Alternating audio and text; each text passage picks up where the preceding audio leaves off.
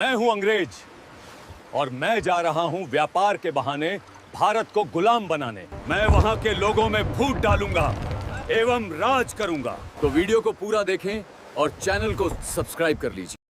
जरा सोचिए, बस एक पल के लिए अपनी आंखें मूंद लीजिए और उस दौर की कल्पना कीजिए। एक ऐसा देश जिसके खेत सोना उगलते थे, जहां के कारीगरों की उंगलियों में वो जादू था कि दुनिया हैरान रह जाती थी। एक ऐसा मुल्क जो पूरी दुनिया की अर्थव्यवस्था का 25% हिस्सा अकेले अपने दम पर चलाता था। दुनिया इसे आदर और लालच से सोने की चिड़िया कहती थी। ये वो जमीन थी जहां दुनिया फतेह करने निकले सिकंदर के हौसले भी टूट गए थे, जहां मोहम्मद गौरी जैसे हमलावरों को भी इस मिट्टी पर कब्जा करने के लिए 17 बार मौत से टकराना पड़ा था, जहां मुगलों को भी अपनी जड़ें जमाने में सदियां लग गई थीं। लेकिन सोचिए, जिस देश को बड़ी बड़ी फौजें और तलवारें नहीं झुका पाईं, उसे समुंदर पार से आए कुछ व्यापारियों ने इतनी जल्दी अपना गुलाम कैसे बना लिया। लेकिन फिर समुंदर की लहरों को चीरते हुए व्यापार के भेष में कुछ सौदागर आए। उनके एक हाथ में तराजू था, लेकिन उनकी आंखों में छिपी थी एक प्यासी तलवार। उन्होंने हमारे मसाले नहीं खरीदे, उन्होंने हमारे जमीर का सौदा किया और देखते ही देखते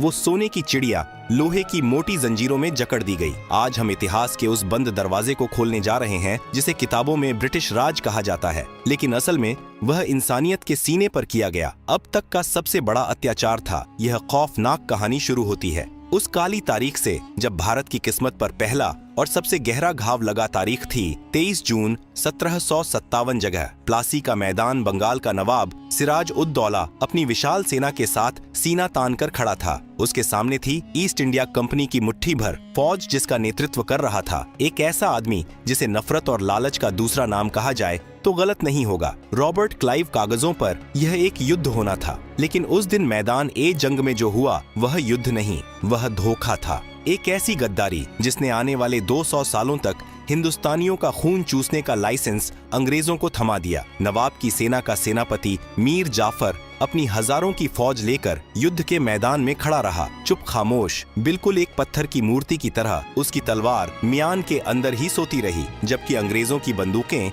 नवाब के वफादार सिपाहियों के सीने छलनी कर रही थीं। जानते हैं क्यों? क्योंकि रॉबर्ट क्लाइव ने मीर जाफर के कानों में सत्ता का जहर घोल दिया था। नवाब को मरवा दो और बंगाल का अगला नवाब मैं तुम्हें बनाऊंगा। उस एक लालच ने, उस एक गद्दारी ने पूरे हिंदुस्तान का सौदा कर दिया। सिराज उद दौला हारे पकड़े गए और बेहद बेरहमी से उनका कत्ल कर दिया गया। लेकिन दोस्तों, असली कहानी जंग के बाद शुरू होती है। असली लूट का खेल अब शुरू होने वाला था। प्लासी की जीत के बाद रॉबर्ट क्लाइव जब मुर्शिदाबाद, उस समय बंगाल की राजधानी के शाही खजाने में दाखिल हुआ तो उसकी आंखें फटी की फटी रह गईं। उसने अपनी डायरी में लिखा था कि वह हीरे जवाहरात और सोने के ढेरों के बीच चल रहा था। उस वक्त लंदन शहर की जो कुल दौलत थी, उससे कई गुना ज्यादा दौलत अकेले बंगाल के एक खजाने में पड़ी थी। और फिर शुरू हुआ संपत्ति का महानिकास। अंग्रेजों ने शराफत का नकाब उतार फेंका। उन्होंने मीर जाफर को गद्दी पर बिठाया, लेकिन वह सिर्फ नाम का नवाब था। एक कठपुतली असली लगाम कंपनी के हाथ में थी। सबसे पहले उन्होंने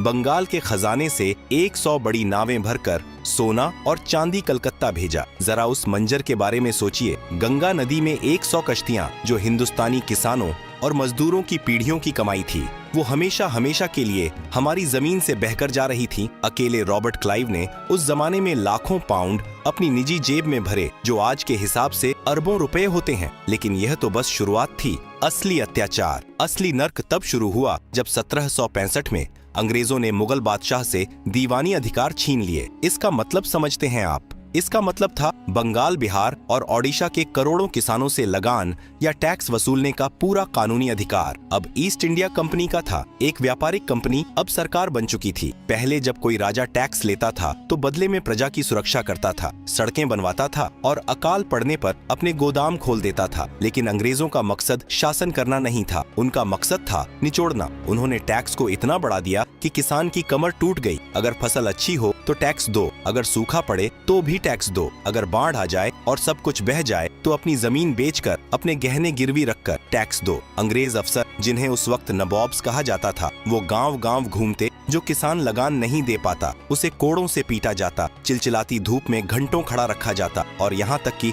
उसके बच्चों को गुलामी के लिए बेच दिया जाता। जहाँ पहले किसान अपनी फसल का 10% हिस्सा राजा को देता था, अब अंग्रेज 50% से ज्यादा छीन रहे थे। पैसा गंगा के किनारे से निचोड़ा जाता और टेम्स नदी लंदन समंदर के किनारे निचोड़ दिया जाता। बंगाल, जिसे कभी जन्नत ए निशान राष्ट्रों का स्वर्ग कहा जाता था, अब एक कब्रिस्तान में बदलने लगा था। खेत सूख रहे थे, चेहरे मुरझा रहे थे, लेकिन कंपनी की तिजोरी का पेट नहीं भर रहा था। लेकिन दोस्तों, अत्याचार की हद तो तब पार हुई जब कुदरत ने भी हिंदुस्तान से मुंह मोड़ लिया और अंग्रेजों ने इंसानियत का गला घोंट दिया। मैं बात कर रहा हूँ 1770 के उस खौफनाक मंजर की जब जिंदा लोग मुर्दों का मांस खाने पर मजबूर हो गए थे। दुनिया का सबसे बड़ा मानव निर्मित अकाल हिंदुस्तान के दरवाजे पर दस्तक देने वाला था। एक ऐसा दौर आने वाला था जहाँ माएं अपने बच्चों को नदी में बहा देंगी क्योंकि उनके पास खिलाने को एक दाना नहीं होगा। और उस वक्त, उस दर्दनाक वक्त में जब लोग तड़प रहे थे, अंग्रेज अफसर क्या कर रहे थे? वो अपनी शराब के जाम टकरा रहे थे और लगान की दरें और बढ़ा रहे थे। आखिर क्या हुआ था? 1770 में कैसे 1 करोड़ लोग भूख से तड़प कर मर गए और ईस्ट इंडिया कंपनी ने इसे मुनाफे में बदल दिया? यह जानने के लिए दिल थाम कर बैठिए, क्योंकि आगे हम उस अंधेरे को देखेंगे जिसे इतिहास कभी भुला नहीं पाया। साल 1769 आसमान से आग बरस रही थी। धरती का सीना प्यास से फट चुका था। बंगाल के किसान आसमान की ओर टकटकी लगाए देख रहे थे कि शायद एक बूंद बारिश गिर जाए। कुदरत ने पानी रोक लिया था। लेकिन दोस्तों, इतिहास गवाह है कि अकाल सिर्फ सूखे से नहीं आता। अकाल तब आता है जब शासक राक्षस बन जाता है। 1770 की शुरुआत होते होते बंगाल में मौत का तांडव शुरू हो चुका था। इसे इतिहास में 76 मनवंतर कहा जाता है। एक ऐसा दौर जिसने हंसते खेलते गांवों को शमशान बना दिया। आप सोच रहे होंगे कि बारिश नहीं हुई तो इसमें अंग्रेजों का क्या कसूर था, और बहुत गहरा था। जिस वक्त खेतों में फसलें सूख रही थीं, ईस्ट इंडिया कंपनी के गोदामों में अनाज सड़ रहा था। लेकिन कंपनी ने वो अनाज अपनी भूखी प्रजा को देने के बजाय उसे ऊंचे दामों पर बेचना शुरू कर दिया। उन्होंने चावल को सोने से भी महंगा कर दिया। अंग्रेजों ने एक नियम बनाया, कोई भी किसान अपने लिए अनाज नहीं बचाएगा, पहले कंपनी का लगान चुकाया जाएगा। सोचिए उस किसान की बेबसी जिसके घर में बूढ़े माँ बाप भूख से तड़प रहे हैं, बच्चे एक मुट्ठी चावल के लिए रो रहे हैं, और अंग्रेज सिपाही उसके घर से वो आखिरी मटका भी छीन कर ले जा रहे हैं जिसमें उसने अगले साल के लिए बीज बचा कर रखे थे। जब अकाल अपने चरम पर था, जब मुर्शिदाबाद और बिहार की सड़कों पर लाशें बिछी थीं, तब ईस्ट इंडिया कंपनी ने क्या किया? क्या उन्होंने मदद के लिए लंगर लगाई? नहीं, उन्होंने उस साल लगान को 10% और बढ़ा दिया। जी हाँ, आपने सही सुना। जहाँ लोग मर रहे थे, वहाँ कंपनी ने अपनी तिजोरियां भरने के लिए मरे हुए लोगों से भी टैक्स वसूलने की कसम खा ली थी। अंग्रेजों का तर्क था, अगर तुम्हारे पड़ोसी मर गए हैं तो उनकी जमीन का लगान अब तुम भरोगे। यह इंसानियत की हत्या नहीं तो और क्या थी? इतिहासकार विलियम हंटर ने अपनी किताब में लिखा है कि वो मंजर इतना खौफनाक था कि जिंदा लोग मुर्दों का मांस खाने पर मजबूर हो गए थे। नदियां लाशों से पट गई थीं। गंगा का पानी लाल नहीं बल्कि सड़ांध से काला पड़ चुका था, क्योंकि लाशों को जलाने के लिए लकड़ियां भी कम पड़ गई थीं। कलकत्ता में कंपनी के अफसर पार्टियां कर रहे थे, वाइन पी रहे थे और लंदन चिट्ठियां लिख रहे थे कि इस साल हमारा मुनाफा पिछले साल से ज्यादा हुआ है। उस एक साल में, सिर्फ एक साल के अंदर बंगाल की 1/3 आबादी साफ हो गई। 1 करोड़ लोगों की मौत का जिम्मेदार कोई वायरस या बीमारी नहीं थी, बल्कि ईस्ट इंडिया कंपनी की लालच थी। यह एक प्राकृतिक आपदा नहीं बल्कि एक मानव निर्मित नरसंहार था। अंग्रेजों ने न सिर्फ हमारा अनाज छीना, बल्कि उन्होंने हमारी खेती करने के तरीके को भी हमेशा के लिए बर्बाद कर दिया। उन्होंने किसानों को मजबूर किया कि वो अपने खेतों में धान या गेहूं न उगाएं, बल्कि वो उगाएं जिससे कंपनी को मुनाफा हो। उन्होंने जबरदस्ती नील और अफीम की खेती करवाई। जरा सोचिए, क्या कोई भूखा इंसान नील खा सकता है? क्या अफीम से किसी का पेट भर सकता है? लेकिन अंग्रेजों को हिंदुस्तानी पेट की नहीं, अपनी जेब की चिंता थी। जिस जमीन पर सदियों से सोना उगता था, वहाँ अब अंग्रेजों ने जहर उगवाना शुरू कर दिया था। 1770 का वो अकाल भारत की रीढ़ की हड्डी तोड़ने का पहला बड़ा हथौड़ा था। बंगाल, जो कभी इतना समृद्ध था कि पूरी दुनिया को कपड़ा और अनाज बेचता था, अब खुद भीख मांगने पर मजबूर हो गया था। लेकिन दोस्तों, यह तो सिर्फ कृषि की बर्बादी थी। अंग्रेजों की भूख अभी शांत नहीं हुई थी। अब उनकी नजर थी भारत के उस हुनर पर, उस उद्योग पर जिसके सामने ब्रिटेन की फैक्ट्रियां धूल चाटती थीं। मैं बात कर रहा हूं भारत के कपड़ा उद्योग की। आगे हम देखेंगे एक ऐसा क्रूर सच जिसे सुनकर आपकी रूह कांप जाएगी। कैसे ढाका की मलमल बनाने वाले बुनकरों के अंगूठे काट दिए गए, कैसे अंग्रेजों ने भारत के करघों को तोड़कर उसे लोहे की मशीनों का गुलाम बना दिया। तैयार हो जाइए आगे के भाग के लिए, जहां हम देखेंगे हुनर का कत्ल और उद्योगों की मौत। दोस्तों, एक वक्त था जब रोम की राजकुमारियां हों या मुगल रानियां, सबकी पहली पसंद एक ही थी, ढाका की मलमल। हमारे बंगाल के कारीगरों के हाथों में वो जादू था कि वो हवा को भी गांठ बांध सकते थे। कहा जाता है कि 6 गज लंबी पूरी साड़ी एक छोटी सी अंगूठी के बीच से निकल जाती थी। दुनिया इसे बुनी हुई हवा कहती थी। 18वीं सदी तक दुनिया भर में जितना भी कपड़ा बिकता था उसका 25% हिस्सा भारत से जाता था। यूरोप के बाजारों में भारतीय कपड़ों की दीवानगी थी। ब्रिटेन के कारखाने बंद होने की कगार पर थे क्योंकि कोई भी अंग्रेज भारत के रेशम और कॉटन के सामने अपना मोटा और खुरदुरा कपड़ा नहीं पहनना चाहता था। यही बात अंग्रेजों को चुभ गई। उन्हें समझ आ गया था कि जब तक भारत के कारीगर जिंदा हैं, मैनचेस्टर की मिलें कभी मुनाफा नहीं कमा पाएंगी। और फिर उन्होंने वो फैसला लिया जो इतिहास के माथे पर कलंक बन गया। ईस्ट इंडिया कंपनी ने तय किया कि भारत को अब कपड़ा बेचने वाला नहीं बल्कि कपड़ा खरीदने वाला देश बनाया जाएगा। सबसे पहले उन्होंने शुल्क की दीवार खड़ी की। अगर भारत का कोई व्यापारी अपना कपड़ा ब्रिटेन में बेचना चाहता तो उसे 80% तक टैक्स देना पड़ता था। यानी हमारा कपड़ा वहाँ इतना महंगा कर दिया गया कि कोई खरीद ही न सके। लेकिन अगर ब्रिटेन का मशीन से बना कपड़ा भारत आता तो उस पर 0% टैक्स था। इसे उन्होंने नाम दिया मुक्त व्यापार। लेकिन यह सिर्फ अंग्रेजों के लिए मुक्त था, भारतीयों के लिए यह मौत का व्यापार था। लेकिन भारतीय कारीगरों का हुनर इतना पक्का था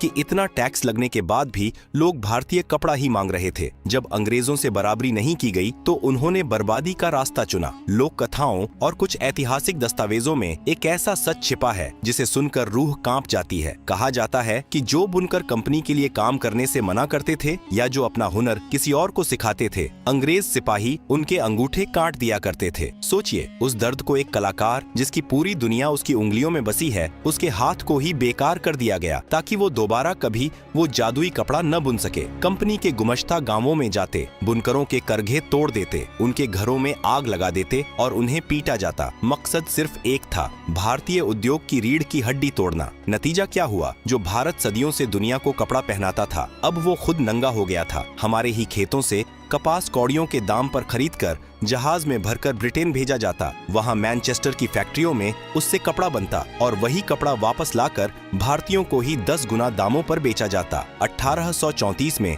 भारत के governor general Lord William Bentinck ने अपनी रिपोर्ट में एक लाइन लिखी थी जो आज भी इतिहास के पन्नों पर आंसू की तरह जमी हुई है। उसने लिखा, भारत के मैदान बुनकरों की हड्डियों से सफेद हो गए हैं। लाखों बुनकर भूख से मर गए। लाखों ने भीख मांगना शुरू कर दिया। ढाका, मुर्शिदाबाद और सूरत जैसे शहर जो कभी व्यापार के केंद्र थे, अब वीरान हो चुके थे। अंग्रेजों ने भारत को सिर्फ लूटा नहीं था, उन्होंने भारत को बेरोजगार और लाचार बना दिया था। उन्होंने एक आत्मनिर्भर देश को एक बाजार बनाकर छोड़ दिया। लेकिन दोस्तों, जुल्म जब हद से बढ़ जाता है तो वो बगावत बन जाता है। किसानों की टूटी कमर, बुनकरों के कटे अंगूठे और अकाल में मरे हुए करोड़ों लोगों की चीखें, ये सब अब बारूद बन चुकी थीं। बस एक चिंगारी की जरूरत थी और वो चिंगारी भड़की। 1857 में क्या थी? वो शैतानी हवा जिसने अंग्रेजों की नींद हराम कर दी और कैसे कंपनी राज खत्म होकर क्राउन का राज आया। लेकिन जुल्म का तरीका नहीं बदला। जलियांवाला बाग से लेकर आजादी की सुबह तक यह खूनी दास्तां कैसे अपने अंजाम तक पहुंची। देखिए, हमारे आखिरी और सबसे धमाकेदार भाग में विद्रोह की आग और आजादी की कीमत 10 मई 1857। यह वो तारीख थी जब भारत के सब्र का बांध आखिरकार टूट गया। बैरकपुर से उठी मंगल पांडे की चिंगारी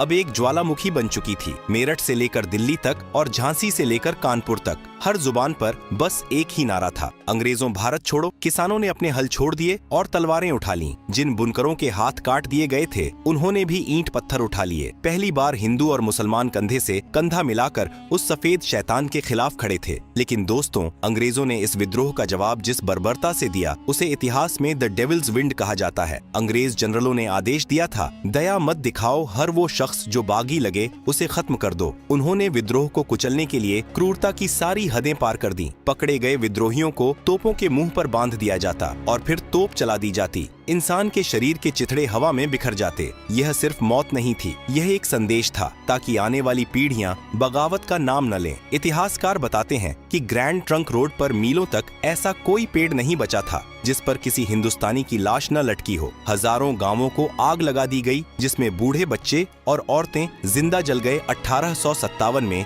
खून की नदियां बहने के बाद लंदन में बैठी महारानी विक्टोरिया को लगा कि ईस्ट इंडिया कंपनी अब भारत को नहीं संभाल सकती। 1858 में कंपनी का राज खत्म कर दिया गया और भारत की बागडोर सीधे ब्रिटिश ताज के पास आ गई। अंग्रेजों ने कहा, अब हम भारत का भला करेंगे, लेकिन क्या सच में भला हुआ नहीं? लुटेरा बदल गया था, लेकिन लूटने का तरीका वही था, बल्कि अब लूट और व्यवस्थित हो गई थी। अंग्रेजों ने रेलवे बनाई, लेकिन भारतीयों के सफर के लिए नहीं, बल्कि इसलिए ताकि भारत के कोने कोने से अनाज और कच्चा माल जल्दी से जल्दी बंदरगाहों तक पहुंचाया जा सके और ब्रिटेन भेजा जा सके। और फिर आया 20वीं सदी का वो काला दिन, जिसने साबित कर दिया कि अंग्रेजों के दिल में पत्थर धड़कता है। 13 अप्रैल 1919 जलियांवाला बाग, अमृतसर बैसाखी का दिन था। हजारों निहत्थे लोग, जिनमें औरतें और नन्हे बच्चे भी थे, शांति से सभा कर रहे थे। तभी वहां एक अंग्रेज अफसर आया, जनरल डायर। उसने बाग से बाहर निकलने का एकमात्र संकरा रास्ता अपने सैनिकों से बंद करवा दिया। उसने भीड़ को चेतावनी नहीं दी, उसने हटने को नहीं कहा, उसने बस एक शब्द कहा, गोली चलाओ। 10 मिनट तक लगातार 1650 राउंड गोलियां चलीं। जब तक सैनिकों की गोलियां खत्म नहीं हो गईं, वो नहीं रुके। जमीन खून से लाल हो गई थी। लोग जान बचाने के लिए वहां मौजूद कुएं में कूदने लगे। देखते ही देखते वो कुआं लाशों से भर गया। जनरल डायर ने बाद में बेशर्मी से कहा, मैं वहां सिर्फ लोगों को मारने नहीं गया था, मैं पूरे भारत को डराने गया था। लेकिन डायर भूल गया था कि मरे हुए लोगों का खून जिंदा लोगों के पसीने से ज्यादा ताकतवर होता है। जलियांवाला बाग की मिट्टी ने भगत सिंह और ऊधम सिंह जैसे इनकलाबियों को पैदा किया। आखिरकार 200 सालों की गुलामी, 45 ट्रिलियन डॉलर की लूट, करोड़ों अकाल मौतों और अनगिनत बलिदानों के बाद 15 अगस्त 1947 की सुबह आई। अंग्रेज चले गए, लेकिन वो अपने पीछे एक ऐसा देश छोड़ गए जो गरीबी से जूझ रहा था, जिसे उन्होंने टुकड़ों में बांट दिया था। आज जब हम एक आजाद हवा में सांस लेते हैं, तो हमें याद रखना चाहिए कि यह आजादी मुफ्त में नहीं मिली है। इसकी कीमत चुकाई है उन किसानों ने जो भूखे मरे, उन बुनकरों ने जिनके हाथ कटे, और उन वीरों ने जिन्होंने तोपों के सामने सीना तान दिया। उन्होंने हमें लूटा, हमें तोड़ा, हमें मिटाने की कोशिश की, लेकिन हम फिर खड़े हुए, क्योंकि वो हमारी दौलत ले जा सकते थे। हमारा हौसला नहीं, सोने की चिड़िया फिर से उड़ान भर रही है, और यह उड़ान अब कोई नहीं रोक सकता।